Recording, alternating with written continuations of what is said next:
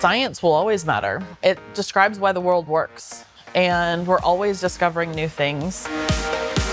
When I think about the teaching profession in the next 250 years, it's something that I can't even fathom. Humans are endlessly creative, and so technology is just another avenue for creation. You know, there are jobs that are going to exist in 50 years that I can't even imagine or think. And so the role of a teacher, I think, is going to continue to evolve. And now as we step into the AI age, we have lots of machines and lots of intelligent machine agents now producing a lot of income. We've yet to see the complete scope of how AI will change nursing, but it's already begun to do so.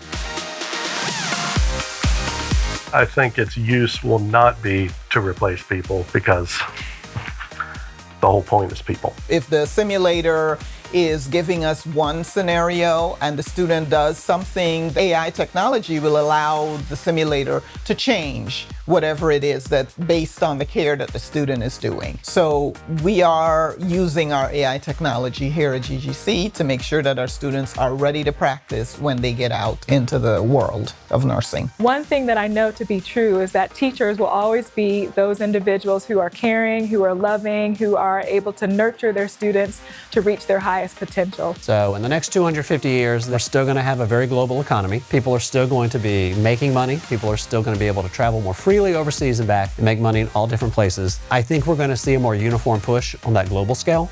The world's getting smaller and people are getting much more able to travel and work abroad. And there's just no substitute for being in the room with somebody and making a piece of music with them, playing a song together.